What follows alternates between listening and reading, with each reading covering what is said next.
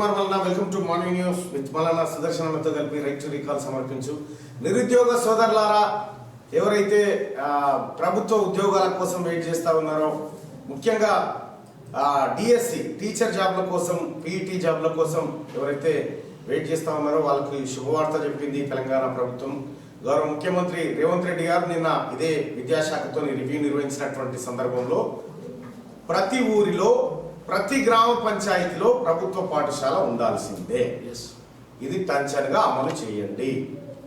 ఉద్యోగాలకు సంబంధించినటువంటి విషయంలో టీచర్ పోస్టులు ఖాళీగా ఉండడానికి వీలు లేదని చెప్పి మెగా డిఎస్సి వేయడం కోసం రాష్ట్ర ప్రభుత్వం చర్యలు ప్రారంభించింది. ఇదే కాదు, ఏ శాఖలోనూ పనిచేస్తున్నటువంటి ప్రభుత్వ ఉద్యోగులకు మొదటి వారంలోనే జీతం వచ్చేటట్టుగా చర్యలు తీసుకోవాలని చెప్పింది. అలాగే ప్రభుత్వ ఉద్యోగులకు రావాల్సిన బెనిఫిట్స్ కానీ ఇతర అలవెన్స్ల విషయంలో కూడా నిర్లక్ష్యం చేయవద్దు.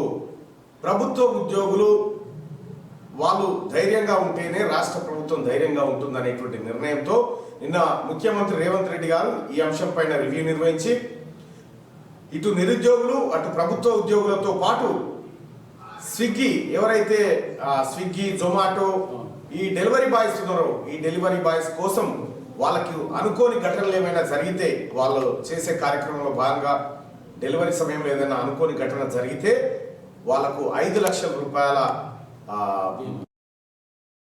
ఉత్తర్వులు జారీ చేశారు. ఆటో ఇప్పటికే జారీ చేశారు. సో తెలంగాణ ప్రభుత్వం కేసీఆర్ పరిపాలనకు, కాంగ్రెస్ పార్టీ ప్రజా పరిపాలనకు, టీఆర్ఎస్ దొరల పరిపాలనకు ఉన్నటువంటి తేడా స్పష్టంగా కనిపిస్తూ ఉంది. దీన్ని ఏ తక్కెట్లా చేసినా కూడా తేడా ఖచ్చితంగా కనిపిస్తుంది. తెలంగాణ ప్రజలారా, లైవ్ చూస్తున్న మిత్రులారా, ప్రతి ఊర్లో వైన్ షాప్ ఉండాలని చెప్పిండు కేసీఆర్. ప్రతి ఊర్లో బెల్ట్ షాప్ ఉండాలని కేసీఆర్ చెప్తే, ప్రతి ఊర్లో ప్రభుత్వ పాఠశాల ఉండాలి, దాంట్లో టీచర్లు ఉండాలి అని చెప్పి రేవంత్ రెడ్డి గారు చెప్పిండు.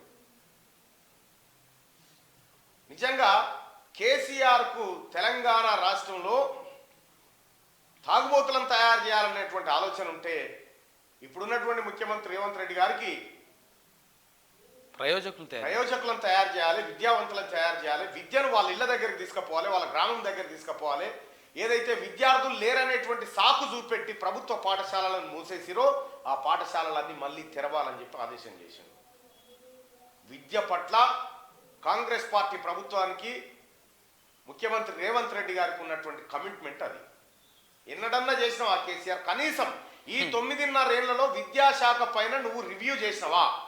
తెలంగాణ రాష్ట్రం ఏర్పడ్డ తర్వాత మొట్టమొదటిసారిగా విద్యాశాఖ పైన రివ్యూ జరిగింది.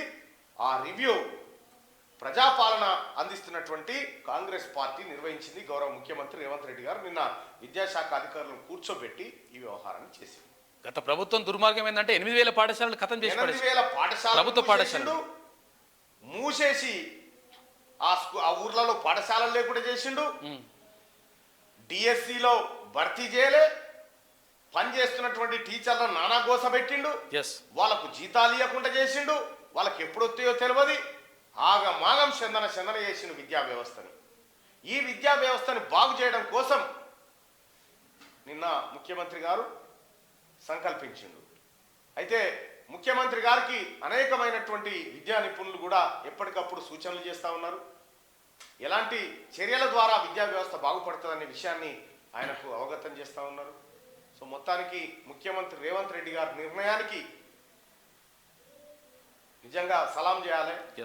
విద్యా వ్యవస్థను బాగు చేయడం అంటే రాష్ట్రాన్ని బాగు చేసుకోవడం, మానవాభివృద్ధిని బాగు చేసుకోవడం. మానవులను కేసీఆర్ పరిపాలన ఉంటే పొరగాలు ఎప్పుడు చచ్చిపోతారో తెలియదు, ఎప్పుడు చచ్చిపోతారో తెలియదు. వాళ్ళ హౌస్ కోటర్ సీసకాన్నో బీర్ సీసకాన్నో ఒడిచిపోతా ఉండే అంతే. కానీ కాంగ్రెస్ పార్టీ అధికారంలోకి వచ్చిన తర్వాత విద్యా వ్యవస్థ పైన ఓవైపు విద్య, ఓవైపు వైద్యం. కేసీఆర్ గతంలో ఓ మాట చెప్పే, కరోనా టైం రానే ఎట్టొస్తో చూస్తా దాన్ని నరికి పారేస్తాను, 1000 కోట్లైనా సరే అని. ఏమైందా? ఏం కాలే. అదే విద్యాశాఖ మంత్రి, ఇప్పుడు విద్యాశాఖ పోర్ట్ఫోలియో ముఖ్యమంత్రి గారి దగ్గర ఉంటే ఆయనే రివ్యూ చేసిండు.